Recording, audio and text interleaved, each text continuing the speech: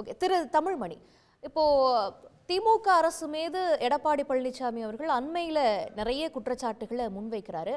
ஆனா அது ஒரு பெரிய ஸ்ட்ராங்கா எஃபெக்டிவா மக்களிடம் திமுக எதிர்ப்பு அலையை உருவாக்குற அளவுக்கு இல்லை அப்படிங்கிறது ஒரு பார்வையாக எழறதை பார்க்கிறோம். இப்போ டங்ஸ்டன் விவகாரத்திலேயே அவர் குற்றச்சாட்டுகளை வைக்கிறார், அதற்கு சரியான பதில்களை அரசும் கொடுத்துக்கிட்டு இருக்குது.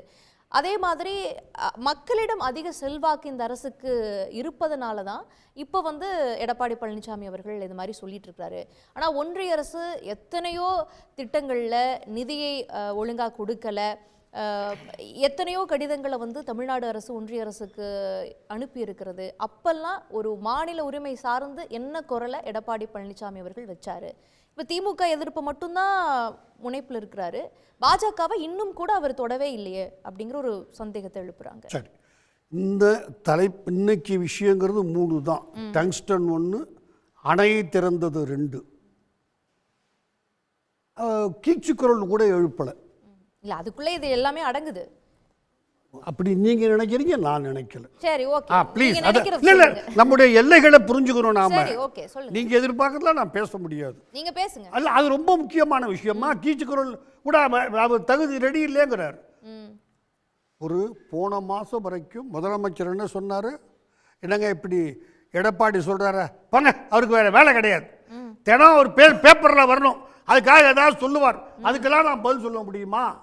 இன்னைக்கு பதில் சொல்றாருன்னா தெரியுது முதலமைச்சருக்கு எடப்பாடிக்கு செல்வாக்கு வளருது. ஏன் இன்னைக்கு சொல்ல அந்த வார்த்தையை? அப்ப அந்த பதில் பாதிக்குதுன்றீங்க. எடப்பாடி பழனிசாமி அவர்களுடைய கேள்வி பாதிக்குதுன்றீங்க. செல்வாக்கு கூடுது. என்ன சொன்னாரு, அவருக்கு வேற வேலை இல்லை, இங்கேயே கேட்டிருக்கோம், நீங்க எல்லாம் இன்னைக்கு எல்லாருக்கும் தெரியுது, அவர் பேப்பரில் வரணும்னு. எந்த முதலமைச்சராவது ஒரு எதிர்க்கட்சி தலைவரை பற்றி இப்படி பேசுவாங்களா? இந்தியாவில் உண்டா? பேசினார். ஏன்னா பதில் இல்லை அவர்கிட்ட. இன்னைக்கு ஆகா தப்பு செய்துட்டோம், இதே தான் ராம்தாஸ் பண்ணார், அவருக்கெல்லாம் பதில் சொல்ல முடியாது. யாருக்கு பதில் சொல்லுவார்? அவர் எதிர்க்கட்சி தலைவர் சொல்ல மாட்டார். ராம்தாஸ் 85, 86 வயசு, மூத்த தலைவர், உண்டு இல்லைன்னு சொல்லுங்க. இன்னைக்கு நீங்க பதில் சொல்றீங்கன்னா நாம் தவறு செய்துட்டோம் அப்படின்னு தெரியுது முதலமைச்சருக்கு. இப்போ திருப்பி டங்ஸ்டனுக்கு வர்றேன்.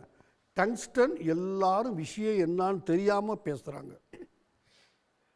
ஒரு பிப்ரவரி மாதம் டெண்டர் கால் ஃபார் பண்ணாங்க, எல்லாரும் அட்மிட் பண்ணுறோம், அதில் சந்தேகம் இல்லை.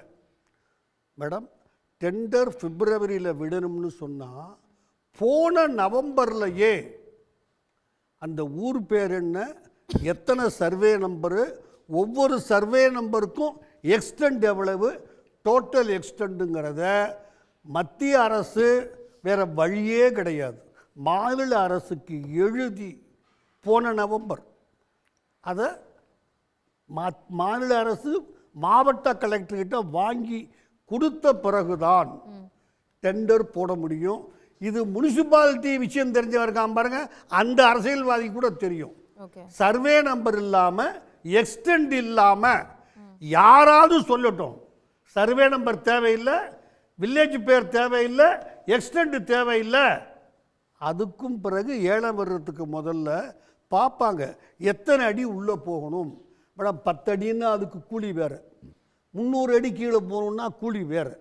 எனவே எதையுமே தெரியாம எடப்பாடியை திட்டலாமா? இப்படி திட்டலாம், என்ன அர்த்தம்? ஒரு அரசியல்வாதி. அந்த சுரங்க சட்டம் சட்டம் எல்லாம் இல்ல, இதுல திருத்த சட்டம் வந்தப்ப அதுக்கு ஆதரவு அளித்தது அதிமுக. பவர் யாருக்கு? அவங்க அப்படி போடல. ஆமாம், அவங்க ஏன் அதை போய் எதுக்கு? ஆமாம், என்ன தப்பு அதுல? அந்த அரசாங்கம் மாநில அரசுகள்கிட்ட இருந்தா ஏமாத்துறாங்க, அதையே பேசியிருக்காங்க, திருட்டுத்தனம் பண்றாங்க, மத்திய சர்க்காருக்கு போகணும்.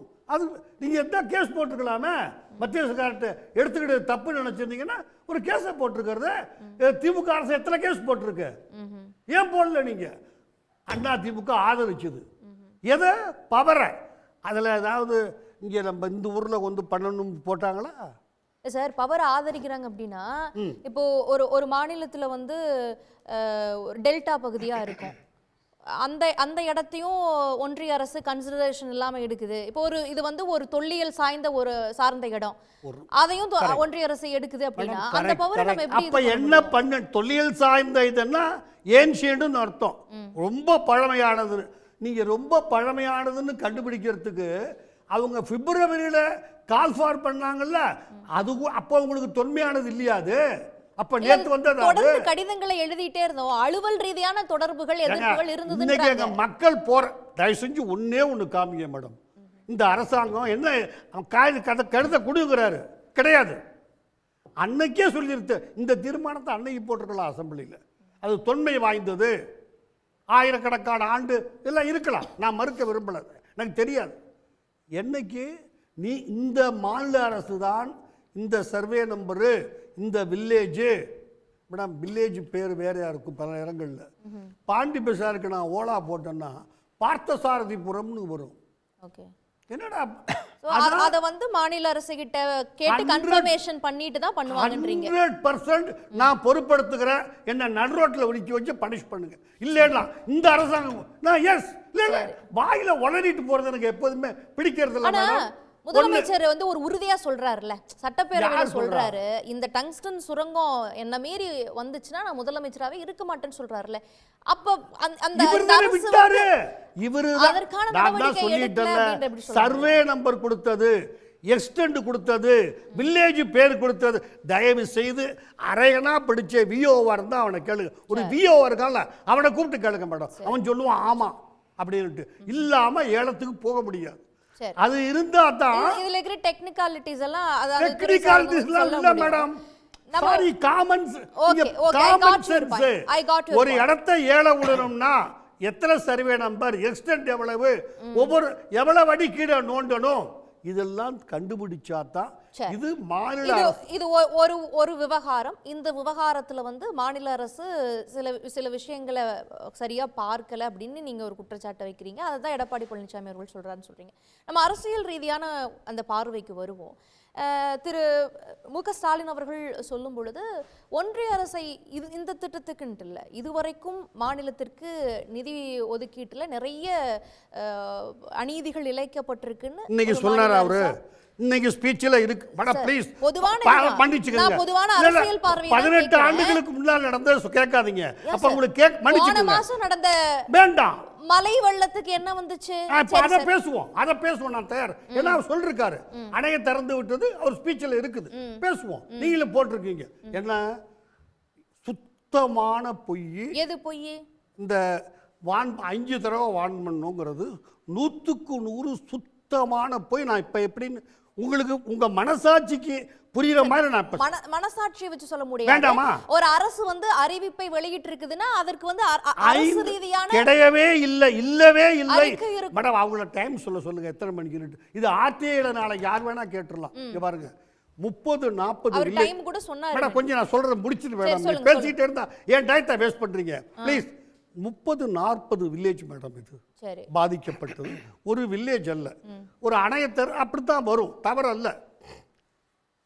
நீங்க வேணும்னு திறந்து விட்டுட்டீங்கன்னு நான் சத்தியமா சொல்லலை. இந்த கவர்மெண்ட் மேலாம் அவங்க ஒரு அவசரத்தில் எடுத்த முடிவு கரெக்ட். அந்த 30 வில்லேஜ்லையும் 5 தடவை யாரை வான் பண்ணணும்? அந்த கரைப்பகுதியில் இருக்கிற மக்கள். அதான் பண்ணன்றாரு. எத்தனை மணிக்கு, எப்படி, கொற்ற மலையில யாரு போய் செஞ்சா, டாம் அடிச்சிங்களா சொல்லுங்க. 5 முறை ஒவ்வொரு வில்லேஜிலும்னா 109 தடவை. அது மட்டுமல்ல, அவர்களை எங்கே கொண்டு தங்க வைத்தீர்கள் மேடம்? அவன்கிட்ட வான் பண்றீங்கல்ல, ஏய் கிளம்புற, என்ன வான் பண்றீங்க? மழை வரப்போகுதுடா, திறந்து விடுறோம், ஓடுறா. அவனை எங்க கொண்டு தங்க வச்சிருக்கணும்ல, சாப்பாடு எங்க?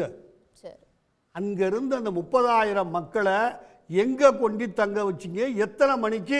இப்ப சொல்லுங்க. இத்தனை மணிக்கு 5 இடத்துல நாங்க நின்று, 5 இடம் 30 வில்லேஜ். தயவு செஞ்சு புரிஞ்சுக்குங்க. டாம் அடிச்சோம், ஆட்டோ ரிக்ஷாவில் போனோம், சைக்கிள் சொல்லலையே. யாரும் அசம்பிளியில நான் கேட்டேன். மிக அனுபவம். 5 முறை முன்னறிவிப்பை கொடுத்தோம்னா சொல்ல முடியும். நீங்க சொல்ற டாம் அடிச்சோம், யாருக்கு கொடுத்தாங்க? வரி வரியா சொல்றாங்க. யாரு மேடம், யாருக்கு கொடுத்தாங்க? மக்களுக்கு அல்ல, அந்த 5 முறையும் மக்களுக்கு அல்ல. நீங்க எல்லாரும் இதையே தான் முழு பொய்ய பேசுறீங்க. மக்களுக்கு கொடுக்கப்படவில்லை.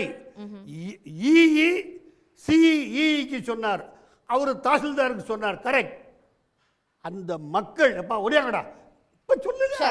நாங்க அங்க இருந்த மக்கள் 30,000 பேரை இந்த இடத்துல கொண்டு தங்க வச்சோம், சாப்பாடு போட்டோம். அதான் ப்ரூஃப் மேடம். அங்க இருந்த மக்களை எங்க கொண்டு தங்க வைக்க வேண்டிய பொறுப்பு மத்திய அரசு இல்ல, வில்லேஜ் பஞ்சாயத்து இல்ல, மாநில அரசு. இங்க இருந்தா இத்தனை வில்லேஜ் அவங்கெல்லாம். அதனால தான் ஒரு அமைச்சர் மேல சேரல் அடிக்கிறான். புரிஞ்சுக்குங்க. உடனுக்குடன் செய்திகளை தெரிந்து கொள்ள சன் நியூஸ் பெல் ஐகானை கிளிக் பண்ணுங்க.